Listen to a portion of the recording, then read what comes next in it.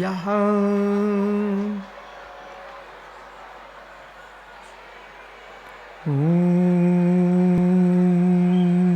नमः सिद्धिभ्यः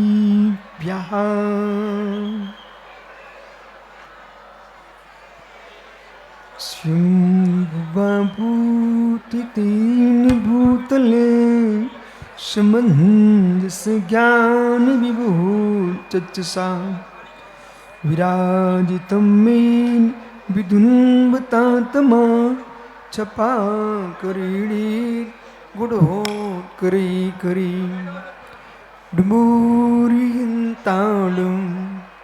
नमो सिद्धाणं नमो आर्याणं नमो ध्यायाणं नमो लोये सोविसाहूडम।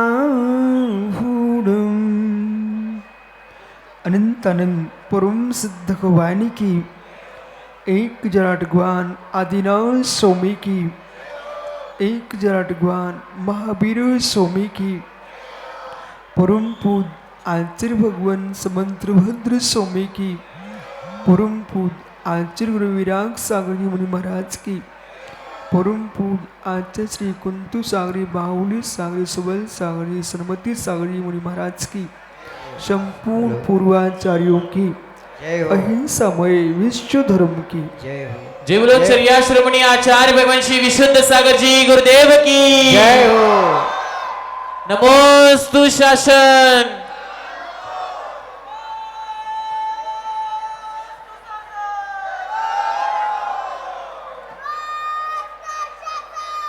बंधु अंतिम तीर्थेश और दमाइन स्वामी के शासन में हम सही विराजते हैं।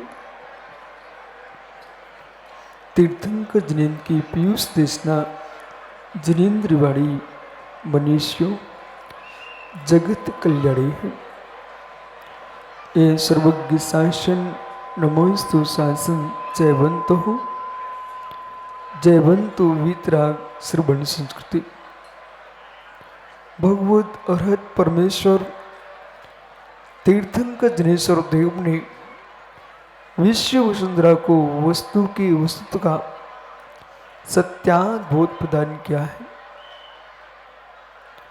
आचार्य प्रवर समंत्रभद्र स्वामी तीर्थंकर पद्म प्रभु स्वामी का स्तवन करते हुए बहुत सुंदर बात कर रहे हैं। यहाँ पर पभार पद्मा च सरस्वती च। हे प्रभु, जगत के लोग जो प्रमाण को नहीं स्वीकारते थे, आपका ज्ञान प्रमाणित कैसे है, इस बात को प्रतिमुख लक्ष्य में हा। संसार में सबसे कोई विभूति है, सबसे कोई लक्ष्मी है, कोई महान वैभव है, उसका नाम सरस्वती है। और सारे बच्चों के ऊपर जो संस्कार हुए आज सरस्वती और वर्धमान मंत्र के साथ हुए हैं। संसार में परमात्मा का स्थान महान है, लेकिन भगवान से भी महान स्थान किसी ने निवास स्थान पाया है तो सरस्वती का है। आश्चर्य करेंगे आप, अरहंत देव की प्रतिमा, अरहंत देव समोषण में कमलासन पर हैं, लेकिन भगवान की वाणी कहां से निकलती है, सरस्वती कहां से गिरती है। अरहन मुख कमल निवासनी, अरहन मुख कमल निवासनी। अरहंत देव के मुख कमल से निवास करने वाली कोई है तो विश्व में एक ही है, उसका नाम जिनेश्वरी, जिनवाणी अम्मा है, जिनवाणी है, सरस्वती है, बागेश्वरी है। इसलिए न हंस गामनी न बीड़ा वादनी, हमारी कोई सरस्वती है, अरहन मुख कमल निवासनी। अरहंत के मुख कमल पर निवास करने वाली है। और कैसी वो देवी है, अनंत धर्मस्तत्वम पश्यति पृथक आत्मना अनेकांतमयी मूर्ति नित्यमेव प्रकाशताम।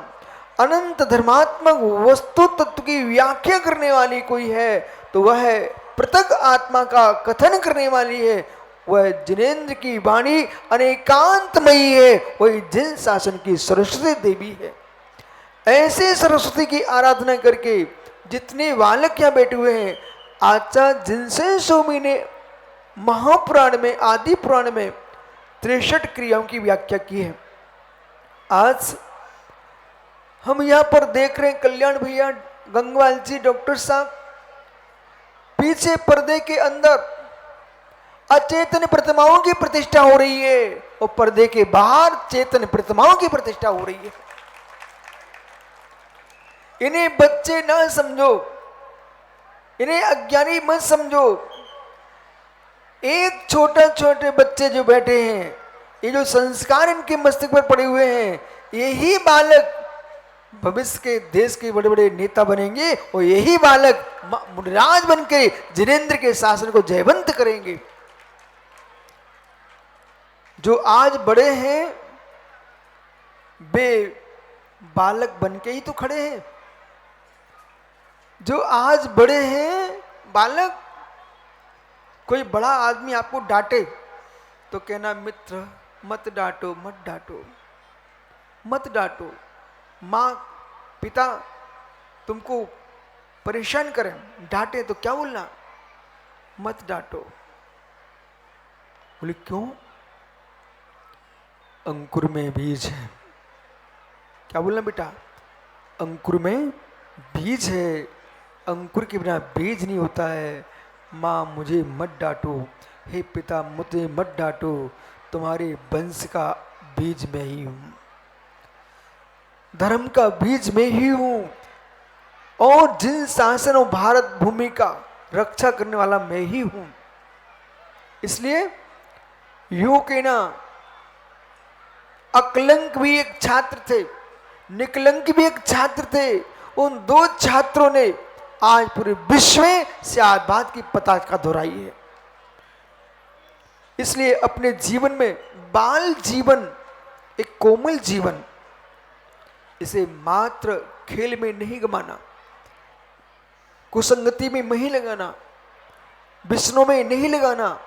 यदि बाल जीवन सुरक्षित है, जिस देश में, जिस समाज में, जिस राष्ट्र में डॉक्टर कल्याण जी बच्चे संस्कारित हैं, वह देश उज्जवलशील है।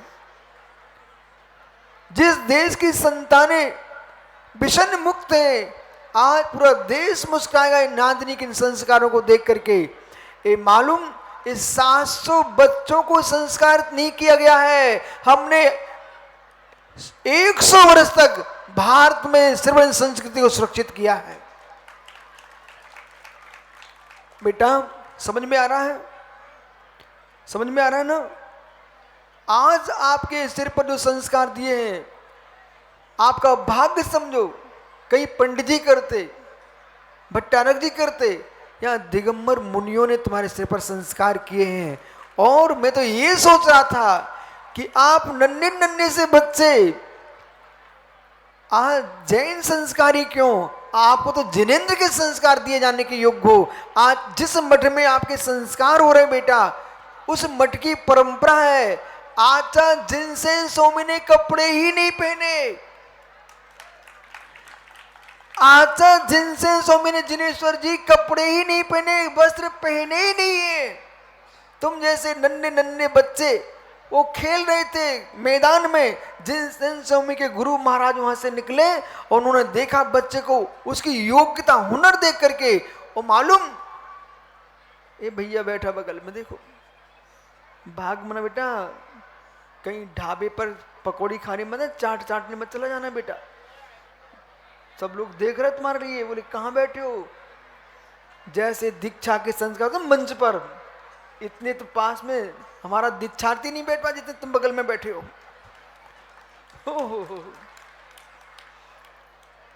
मालूम, ये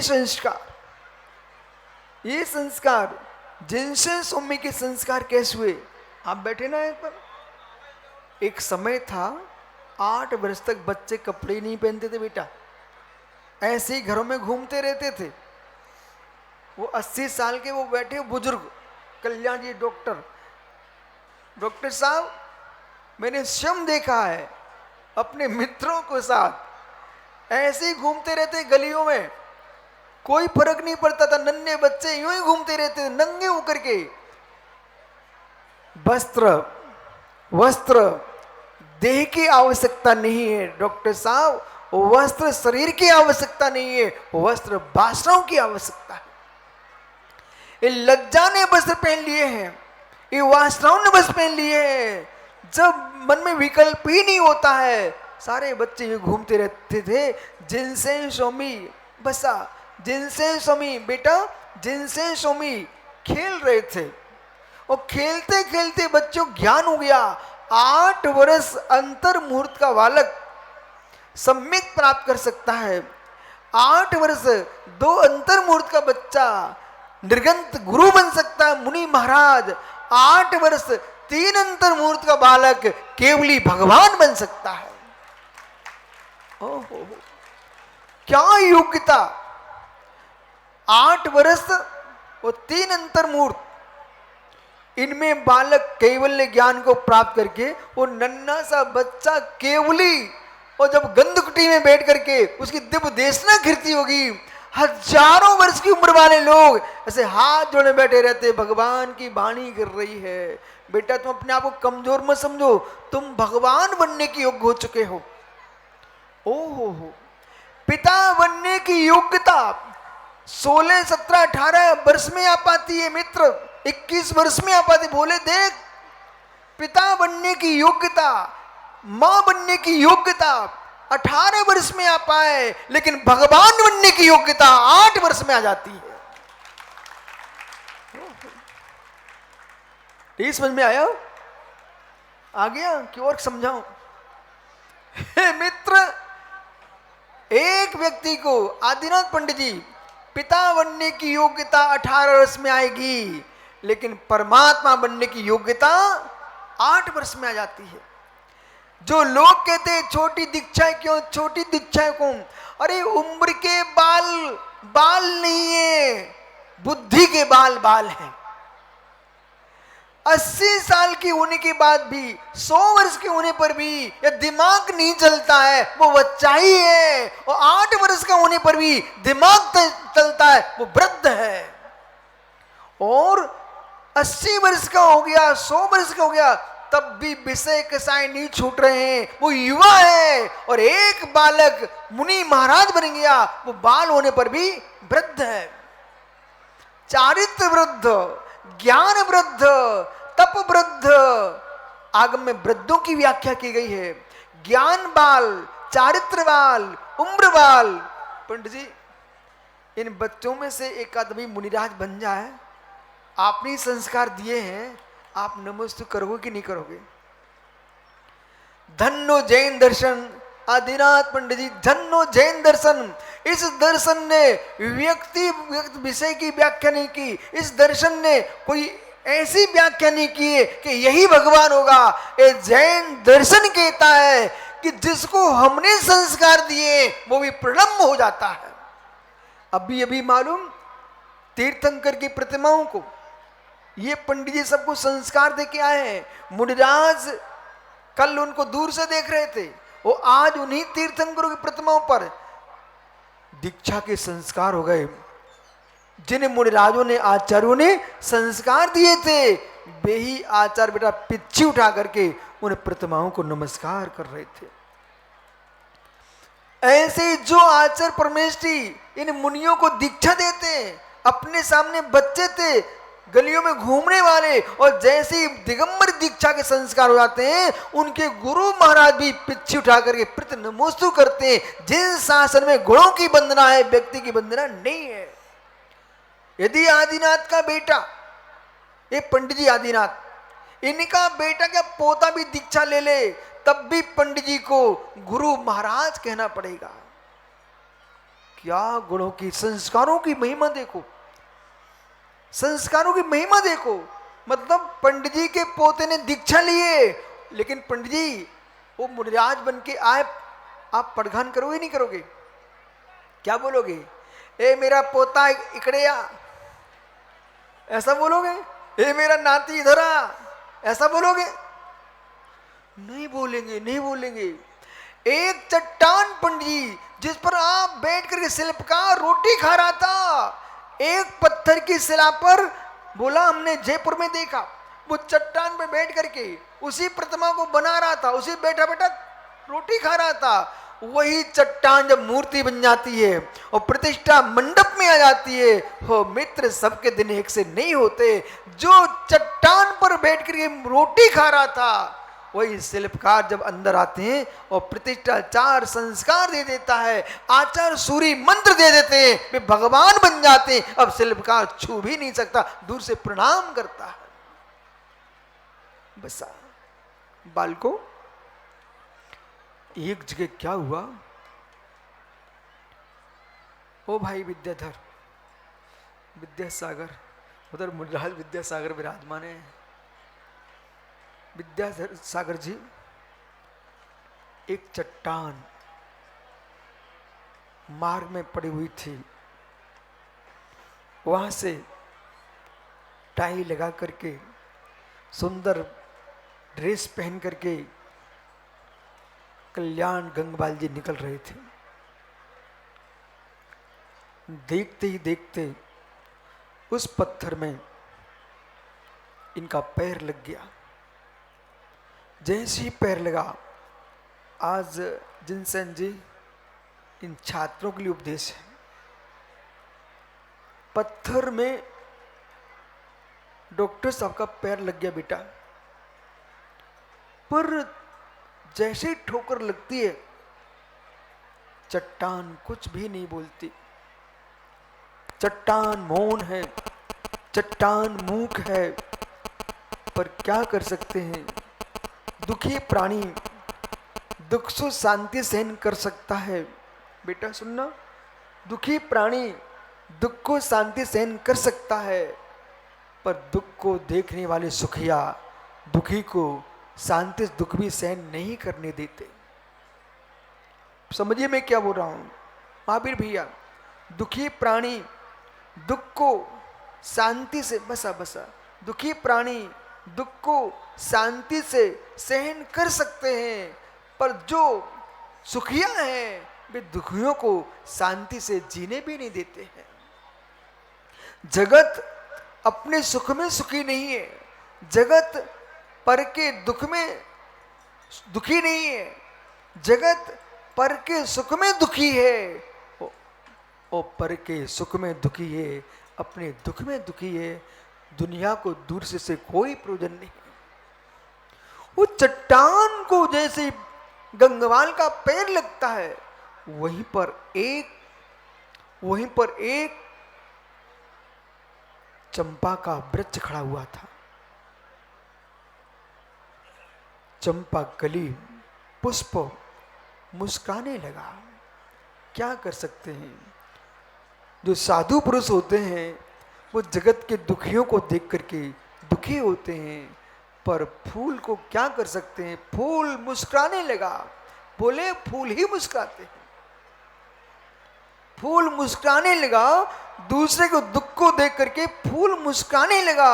मतलब अंग्रेजी का फूल समझ लेना आप, जो दूसरे के दुखों को देख करके मुस्कुराए और दूसरे सुखों को देख करके दुखी होने लग जाए, वो मित्र अंग्रेजी का फूल है। फूल मुस्कुराने लगा, ओहो हो, मुझे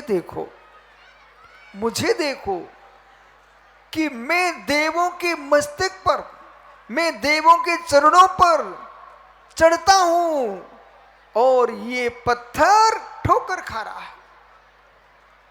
बेटा पिताजी जब डांटे ना, इस कथा को सुनाना आप। बोली क्या, पर माता पिता का सम्मान रखना। कोई बड़ा आदमी ये कहने लग जाए, ए बच्चे इधर हो जा, कहना मित्र मुझे नहीं मालूम, देखो मेरी तरफ। माना कि महेंद्र पंडित जी भी कहना, ए बच्चे इधर हो जा, क्यों सामने आ गया। तो तुम जय जिनेन्द्र करना पंडित जी को, ठीक है ना? पंडित साहब जय जिनेन्द्र। तो वो ऐसे देखेंगे, बोले मैं तो भगा रहा हूँ, जय जिनेन्द्र कर रहा है। फिर धीरे से कहना, पंडित साहब मुझे नहीं था मालूम आपकी स्मृति इतनी विस्मृत हो चुकी है। पंडित साहब यदि आहार देने गए, वो भोला भैया ने भगाया तुमको, भाग बच्चा, तो कहना भैया जी मुझे नहीं था मालूम आप इतने विस्मरणशील हो। आप से नहीं बने हो, बच्चे से ही आप बड़े बने हो। बच्चों को मत ठुकराओ, बच्चों को गले लगाओ, बच्चे ही भगवान बनेंगे।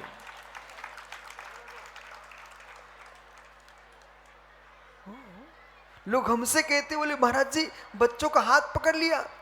अरे मित्र, मेरे से मत को बच्चों का हाथ पकड़ लिया है, आप कहने जाओ भद्रभाव स्वामी से, आप कहने जाओ गोवर्धन स्वामी से। देख बेटा क्यों मैं ऐसा बोल रहा हूं, अंतिम श्रुत केवली भद्रभाव स्वामी वो अपने मित्रों के साथ खेल रहे थे और गोटियों पर गोटी रखते। कौन सा खेल कर रहे थे जिनसेन जी? पिट्टू पिट्टू, लगोरी, लगोरी खेल कर रहे थे। लगोरी जानते ना, गोटी पर गोटी रखना। कितनी गोटी रख लिए? ओहो हो महाराज जी, जिनसेन जी कितनी गोटी रख लिए?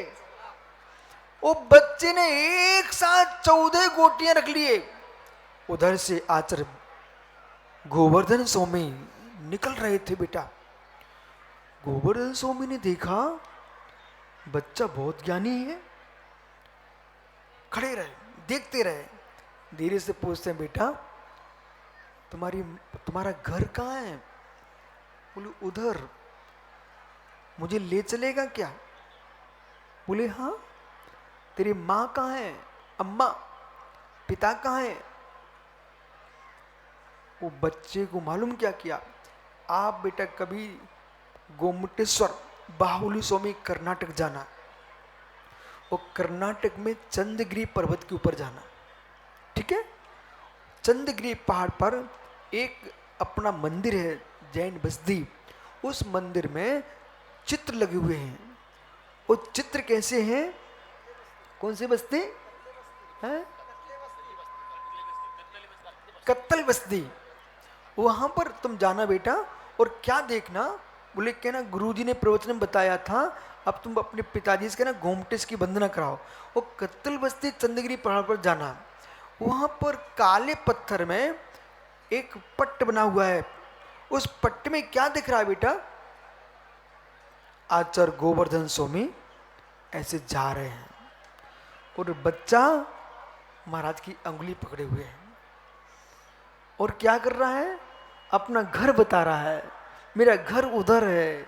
और जाकर के उस बच्चे ने, मालूम क्या समय है, बच्चे ने अपना घर बताया, बच्चे ने अपना घर बताया, और गुरुजी ने बच्चे को निज घर बताया।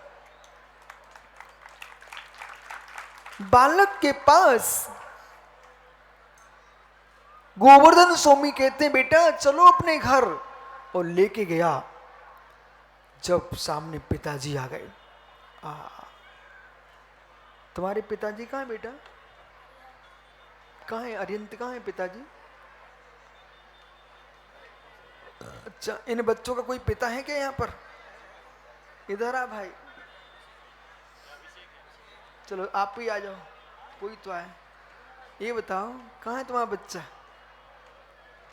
भाई ये तुम्हारा बालक है, आपका बच्चा है। मेरा एक प्रश्न है, ये बालक जुआ खेलने लग जाए तुमको कैसा लगेगा? सही में? अच्छा बेटा, तेरे पिताजी कह रहे हैं कि बच्चे ने जुआ खेला तुमको बहुत बुरा लगेगा, और गुटखा खाने लग जाए तो अच्छा लगेगा? बहुत बुरा लगेगा। अच्छा, महाराज जी के पास खड़ा है वो, महाराज जी के पास बैठा ये सब बच्चे, आपको कैसा लग रहा है? अच्छा लग रहा ना? इधर से बोलना, अच्छा लग रहा ना? संस्कार हो रहे थे, अच्छा लग रहा था ना? मेरे पूरे संस्कार कर दें तो कैसा लगेगा?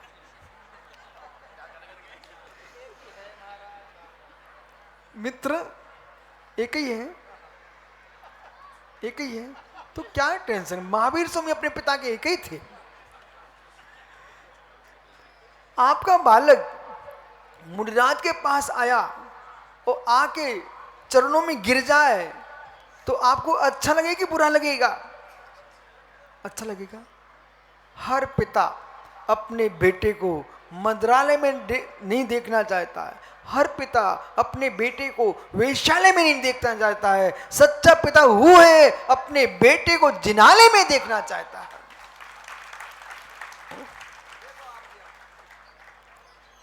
मित्र बेटे को कहां देखना चाहते? ओहो हो अभिषेक मेरे चरणों में। ओहो हो लोग सोच रहे होंगे विशुद्ध साहब अपनी दुकान बढ़ा रहे हैं। आपको मालूम है बिना भ्रमण किए विद्या का विकास नहीं होता। बिना भ्रमण किए धन का विकास नहीं होता। बिना भ्रमण किए ज्ञान का विकास नहीं होता। और बिना भ्रमण किए चारित्र्य का विकास नहीं होता। और बिना भ्रमण किए जिन शासन जयवंत नहीं होता है। यदि जिन शासन को जयवंत रखना है, प्रत्येक मुनिराज को विहार करते रहे, ऐसे ऐसे बच्चे मिलेंगे। चिंता नहीं करना, तो ये महाराज नहीं बना रहे हैं ना। नहीं बेचारा सोचे मुझे अच्छा बिठा लिया बगल में, बैठो। गोवर्धन स्वामी जब घर में पहुंच गए, गेट पर पिताजी मिल गए। पहले तो पिताजी बहुत मुस्कुराए, मेरा बेटा मुनिराज के पास। पर जैसे ही कहा, देख बेटा पिताजी के चेहरा तुम, जैसे ही कहा ये बेटा मुझे दे दो, ये बेटा मुझे दे दो। तुम मालूम ये मनुष्य की एक आदत है, उसमें बाहुली पंडित भी आता है।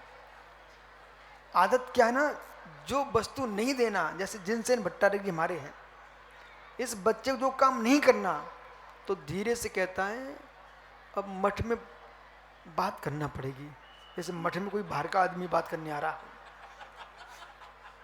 और फिर और कुछ ज्यादा हो, बोले हमारी परंपरा ऐसी है। और कुछ पूछना हो, बोले सागर से और जिनेश्वर से पूछना पड़ेगा। और जिनेश्वर बहुत चतुर है, वो देख लेता भट्टाचार्य जी है तो नहीं है, बोले स्वामी जी से पूछना पड़ेगा। ये जगत की रीति ऐसी है। यदि छोटी सी साइकिल है, बेटा तेरे पिता के पास एक साइकिल, और ये बद्ध कुमार को जरूरत थी, चाहे देना साइकिल, बोले घर में पूछना पड़ेगा। बस सीधा नहीं बोला कि मुझे देना नहीं है, बोले घर में पूछना पड़ेगा। लेकिन वो भद्रबाहु स्वामी की पिता बहुत चतुर थे, पर ये नहीं समझ रहे थे कि हमसे चतुर ये खड़े हैं सामने। वो क्या बोलते हैं, बोले महाराज जी हम बेटा दे सकते हैं आपको, पर उसकी मां से पूछना पड़ेगा। उसकी मां से पूछना, बोले हाँ। बाहर की आवाज सुन करके अंदर से मां बाहर आ गई। गुरुजी खुश, बोले अब तो ठीक है। बोले ये बालक बहुत होशियार है, हुनरवान है, कुछ करने लायक है, आप मुझे दे दो। उसके पिता से पूछो ना, मैं क्या बताऊं। इन माताओं की क्या आदत है, बोले उसके पिता से पूछो, मैं क्या बताऊं। अच्छा तुम दोनों सामने हो, बोलो बच्चा दे सकते हो क्या? क्या है भैया, डर लगने लग गया।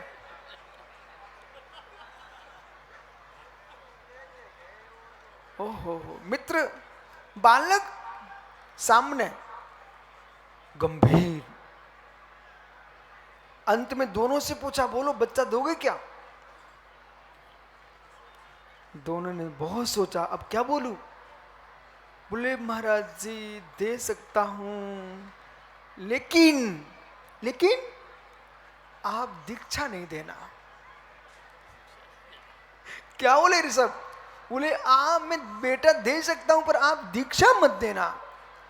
गुरुजी ज्ञानी थे। बात ऐसी है,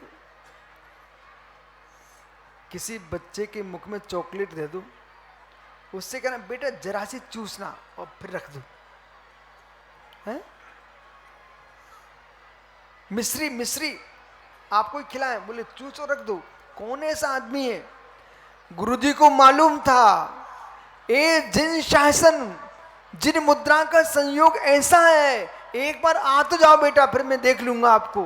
बोले ठीक है, मैं वचन देता हूं तुम्हारे बेटे को मैं दीक्षा नहीं दूंगा, लेकिन उनने भी लेकिन कर दिया।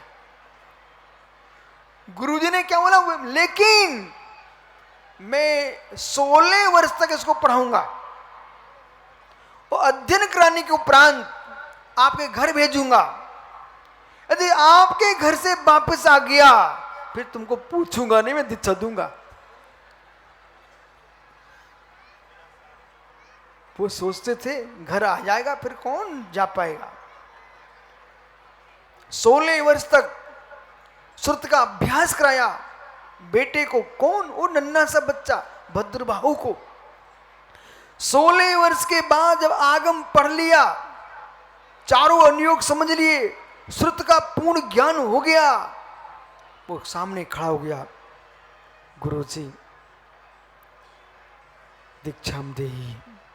अभी आप लोग बोल रहे थे ना, भट्टारी बुलवा रहे थे क्या? ओम भगवती दीक्षाम देहि। बेटा मालूम वो भगवती दीक्षा है कौन सी वस्तु? भगवती दीक्षा ये नहीं है जो तुम भीख मांग रहे हो। भगवती दीक्षा वो है, जैनेश्वरी दीक्षा का नाम भगवती दीक्षा है। दिगंबरी दीक्षा का नाम भगवती दीक्षा है। भविष्य में आप इतने योग्य हो जाना कि जीवन के अंत्य में आने के पहले पहले हम भगवती दीक्षा को प्राप्त करेंगे।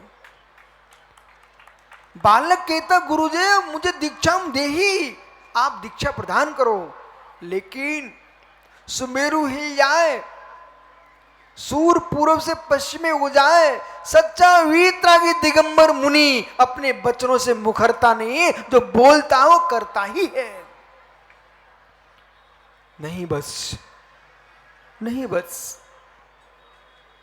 अभी आपको दीक्षा नहीं दे सकते। गुरुदेव संसार में है क्या? शप्रम बाधा संयम विच्छिन्नम बंद कारणम विश्वम तम इंद्रजी लद्दम तम सुखम दुख में ताहा। संसार के जितने सुख हैं पराधीन हैं, बाधा से युक्त हैं, विच्छिन्न नाश होने वाले हैं। जब सुखम तम दुख में उता, संपूर्ण दुख विद्यानंद जी संसार के सुख दुख ही हैं। सुख दुख ही है। श्री प्रवचन सार जी में कुंद कुंजों में लिखा है, उमा स्वामी कहते हैं दुख में वाह, दुख में वाह, ये दुख ही है, दुख के कारण है। हाथ जोड़ करके बालक भद्रबाहु, ओ कासलीवाल 16 वर्ष की उम्र में थे भद्रबाहु स्वामी, कह रहे दीक्षा दे दो स्वामी। लेकिन आचार्य गोवर्धन स्वामी ने कहा नहीं बेटे घर जाओ। गुरु के कहने पर बालक घर गया। एक समय तक छात्र का सम्मान, राज सम्मान हुआ। भद्रबाहु स्वामी अपने पिताजी के यहां घर पहुंचते हैं।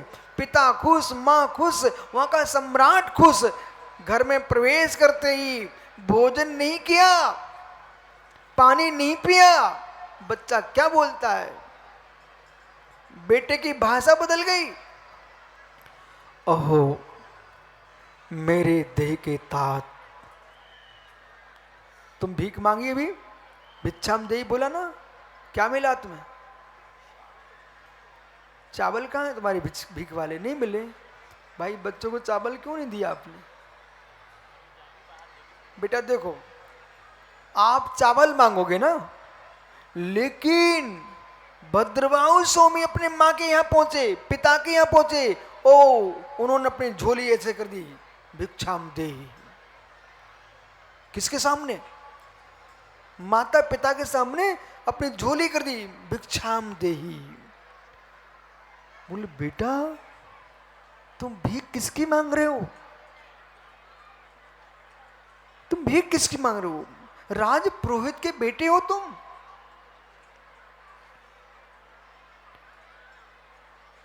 मां मुझे तंदुल ना पाहिजे, भीक में तंदुल ना पाहिजे, उसाचा रसा ना पाहिजे, मोती ना पाहिजे। ओ मोती नहीं चाहिए, मालिक नहीं चाहिए। ओ माँ मुझे कोई लड़की के साथ शादी भी नहीं चाहिए। बेटा तो क्या भीख मांग रहा है? तुम्हारा घर भी नहीं चाहिए। बोले तो क्या भीख चाहिए तुझे? बोले दुकान भी नहीं, मकान भी, भूमि भी नहीं चाहिए, तो क्या चाहिए? हे माँ, हे जनक, हे जननी, आपने शरीर को उत्पन्न किया है, इस शरीर की भीख चाहिए। आपके शरीर से मैं दिगंबर मुनि बन के भगवान बनना चाहता हूं।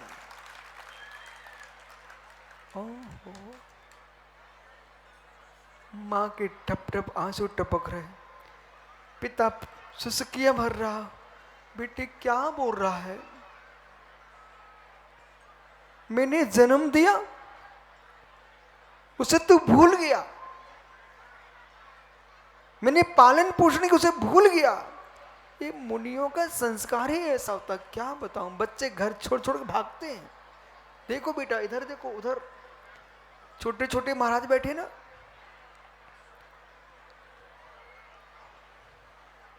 आगरा में हमारा चातुर्मास हुआ, तो आगरा में जब मैं बिहार करके आ रहा था, जयपुर से आगरा की ओर, आगरा में मीटिंग हो गई। किसकी? चौमासे की। बोला मीटिंग किसकी हुई आगरा में? आगरा में मीटिंग ये हुई, देखो चौमासा तो कराओ महाराज का, अच्छे कराना है, लेकिन बच्चों को दूर रखना। बोले क्यों? बोले इसलिए दूर रखना, उनके संग में छोटे छोटे बच्चे ये पता नहीं हाथ पकड़े कौन सा मंत्र कर देते हैं, वो बच्चे उनके साथ चले जाते हैं। ओहो, क्या नहीं, हाथ में शक्ति नहीं है। सिद्धसेन कहाँ गए? वो बच्चा जयसिंहपुर का, एक बालक है छोटा सा जयसिंहपुर का, जैसे ही प्रवचन का समय होता है ना, वो बस्तिका में खड़ा मिलता है। बोले क्यों? हाथ पकड़ना गुरु जी का। हमने सिद्धसेन को, इसको बोलो दूसरे महाराज का हाथ पकड़ ले। क्या बोलता मराठी में? नको नको नको। बोले नहीं नहीं। बोले बड्डे महाराज, बड्डे, मोटे महाराज। तो इन्हें पूछा ऐसा क्या है? धर्मसेन तो है, सिद्धसेन तो है, जिनसेन तो है, पकड़ लो इनका। उसने चेहरा बिगाड़ लिया, चेहरे बिगाड़ लिया।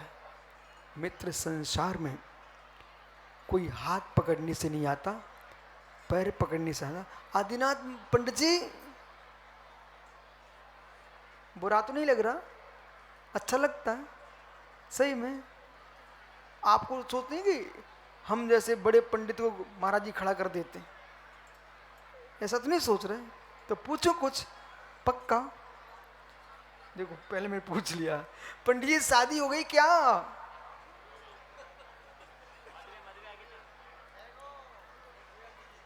पंडित शादी हो गई क्या? हो गई।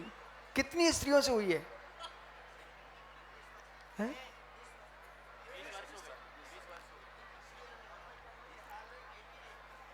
कितनी पत्नी है आपकी? एक ही।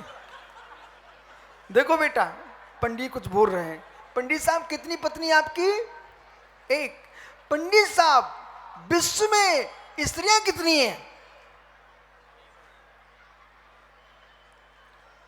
मैंने समझाओ क्या बोल रहा हूं मैं। पंडित जी संसार में स्त्रियां कितनी हैं? तो जब आपकी शादी हो रही थी 20 वर्ष पहले, तो एक ही लड़की कुंवारी थी संसार में है? तो तुमने एक ही, उसी कहां से शादी हो गई आपकी? कौन से गांव से लाए हो? है? अच्छा, उस गांव में यही लड़की थी, आपकी शादी इसी से क्यों हुई? संगा हेड हेड हेड क्या बोलते? बड़े लोगों ने इसी क्या क्यों बोला, दूसरे क्यों नहीं बोला?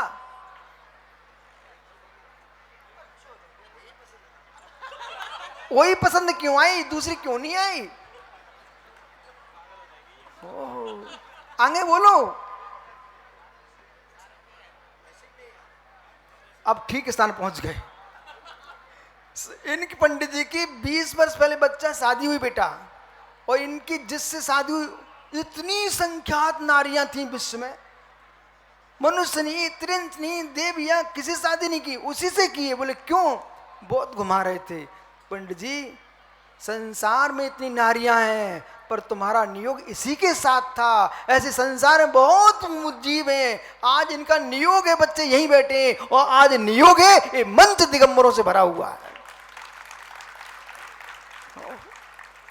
बहुत सारे लोग सोच रहे होंगे कि नांदनी के अभिषेक में विशुद्ध सागर क्यों आए, चंदा बाबा क्यों आए, विद्यासागर क्यों आए, धर्मसेन क्यों आए, सिद्धसेन क्यों आए, पारससेन क्यों आए, धर्मभूषण, शांति सेन, ये सब क्यों आए, इतनी अम्मा क्यों आई, छुल्लक एलक ब्रह्मचारी, इतने श्रावक क्यों आए? हे मित्र, तुम्हारे क्यों करते रहो, लेकिन सत्य है भगवान के केवल ज्ञान में, शिव मंदिर ज्ञान में यही झलक रहा है कि नहीं आना था। यदि पंडित जी संसार की सारी नारियों को छोड़ करके उन्हें यही पसंद आई बेचारे को, जब इनको वही पसंद आ सकती है तो नांदनी के श्रावकों को यही महाराज पसंद आए, सो इनको ही लेके आ गए। देखो, ओहो, देख बेटा, ए बेटा, सारे बच्चे देखो नीचे बैठे हुए हैं, कोई वहां बैठे हैं, तुम यहां क्यों बैठे? क्यों यहां कैसे बैठ गया? सिक्का ज्यादा दे दिए क्या पैसे? अच्छा, लेकिन पैसे तो हर व्यक्ति घर में हैं, वो क्यों नहीं दे पाया? ऐसा ही नियम था। पंडित जी सारे विकल्प छोड़ दो, एक कहना पड़ेगा कि भवितव्यता भी कोई वस्तु है, भवितव्यता भी कोई वस्तु है। जब पंडित जी को वही लड़की पसंद आई, दुनिया में कोई स्त्री नहीं मिली, ऐसा ही नियोग था। ऐसे ज्ञानियों तुम छोड़ दो, तुम वहां क्यों जा रहे, यूं क्यों जा रहे? जिसका जहां नियोग होगा, कामदेव के सामने कितने सुंदर होते कामदेव, लेकिन सारी स्त्रियां विश्व की कामदेव के पास ही चली जाए तो सारा देश शादी शून्य हो जाएगा। कामदेव के होने पर भी सामान्य लोगों की भी शादियां होती है, तीर्थंकर भगवंतों के होने पर भी सामान्य आचारों पर दीक्षा लेने वाले मिलते हैं। इसलिए मित्र विश्वास रखना, आज से विश्वास को, जो विधि का विधान है उसे कोई टाल सकता नहीं है। जो है पंडित जी खुशी मनाओ, तुम भी ताली बजा लो मित्र, कि यहाँ प्रतिष्ठा में खड़े हो सोच रहे होंगे ये विद्वान तो पहली बार सोच रहे हैं। बोले ऐसे महाराज लेके आए जिनसेन भट्टारक जी, कोई को भी खड़ा कर देते। देखो खड़ा होना सीख लो, बैठे बैठे कल्याण होने वाला नहीं है, खड़े होना सीख लो। बाबुली स्वामी कितने दिन से खड़े हैं, बस बस बालको भद्रवाहु स्वामी भीख मांग रहे थे, खाना बाकी। अच्छा विद्यानंद महाराज जी खाना बाकी है, बस अपना जाना बाकी है, चलते हैं चलते हैं, दीक्षा करा दे फिर चलते हैं। ठीक है, किनकी? भद्रवाहु स्वामी की। भद्रवाहु स्वामी क्या मांगा बेटा भद्रवाहु स्वामी ने पिताजी से?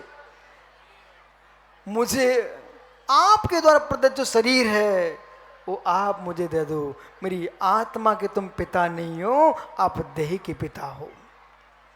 और बालक घर से निकल गया, और जैसे ही पुणे पहुंचा, अब पिताजी पीछे पीछे पहुंच गए। अब धीरे से कहते हैं गोवर्धन स्वामी आपका काम हो गया, अब मैं अपना काम करूं। पिताजी थे ज्योतिषाचार्य, वो हमारे पंडित जी बड़े पंडित, मालूम वो क्या बोलते हैं? गुरुजी गुरुजी हमने देखा था ज्योतिष में, जैसे बच्चे की कुंडली बनाई थी, कुंडली, उसकी कुंडली में वही योग बना बैठा, इसको जैन दिगंबराचार होना है। बेही अंतिम श्रुत केवली बेटा, जो बच्चा गोटी पे गोटी रख रहा था, ओ भद्रबाहु अंतिम श्रुत केवली भगवान हो गए। ऐसे इन बच्चों में कितने केवली भगवान भविष्य में बनेंगे, कितने श्रुत केवली बनेंगे, कितने आचार्य मुनि बनेंगे। इसलिए बेटा हम तो द्रव दृष्टि से मानने वाले हैं, द्रव दृष्टि से देखने वाले हैं। नरक में पड़े नारकी में, हम शरणिक के जीव में, रावण के जीव में भगवान देख रहे हैं, तो हम तुम में ही भगवान देते हैं। बे आंखें कांच की हैं जो दिगंबरों में भगवान ना देखें। रमो लोए मां साहू, मां साहू, मां साहू दिगंबरा। बोलो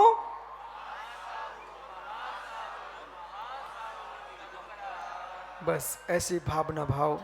आज मेरे संस्कार बटुक अवस्था के हुए हैं, कल एक दिन ऐसा है कि दिगंबर दीक्षा के संस्कार हो जाएं।